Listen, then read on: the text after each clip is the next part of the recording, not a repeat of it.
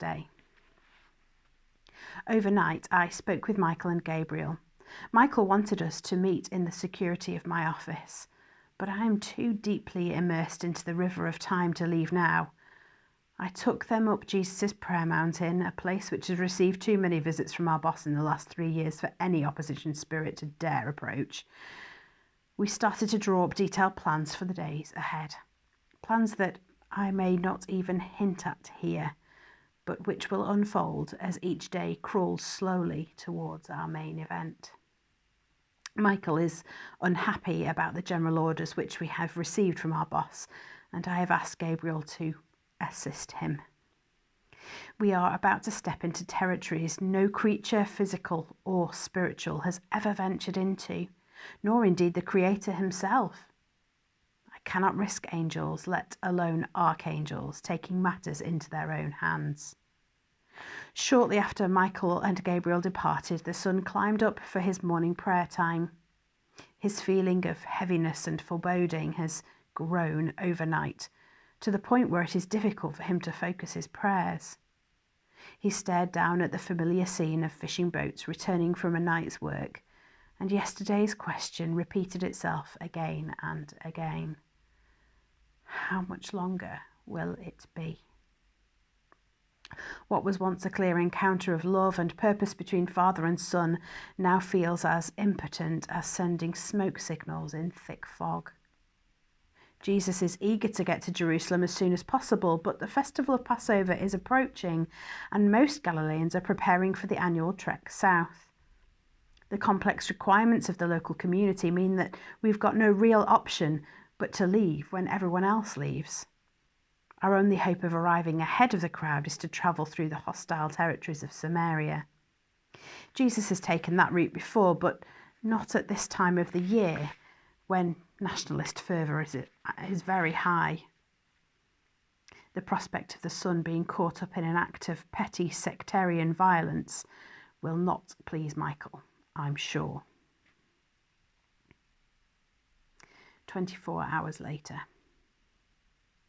The people of Capernaum and Bethsaida have agreed with the rabbis at Tiberias and Tarichae a date that they will set off together down the Jordan Valley for the Passover celebrations in Jerusalem.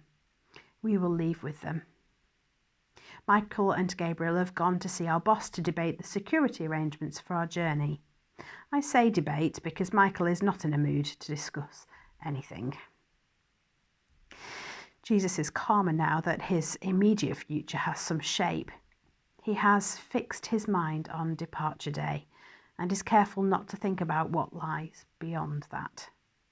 His human mind, especially being the male version, has a remarkable ability to focus on one matter to the exclusion of almost everything else. Departure day. Today, the holidays begin. As we look down on the village from the prayer mountain for the last time, the usual early morning stillness has given way to the frenzied activity of excited children, angry mothers, and irritated men. There is not a house in the locality where tempers are not breaking and where curses and luggage are not flying. The whole spectrum of human selfishness is on display. For us, the scene was like a beacon shining out in a storm, clearly marking the way before us, and we said, almost at the same time, that is why we're going to Jerusalem. Of all the violence and cruelty of the human race, there is nothing that shows up the fundamental weakness of men and women quite like packing for a family holiday. Jesus has packed nothing. No bag, no food, no money, no extra tunic. But then, he's not going to Jerusalem for a holiday.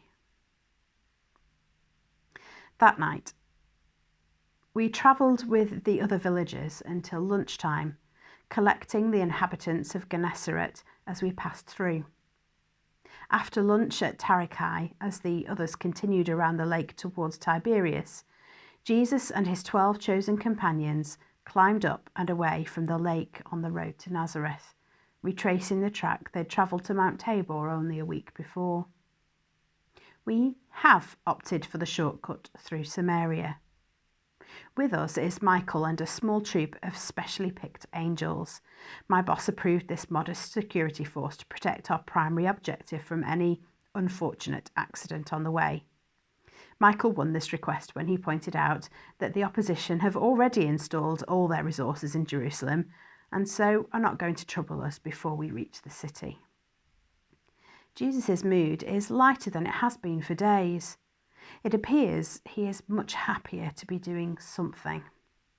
He's also relieved to be away from the Galilean crowds. There are still those who would like to see him crowned King of Israel. I noticed that a good many swords have been slipped into the Passover luggage, just in case Jesus should declare war on the Roman Empire.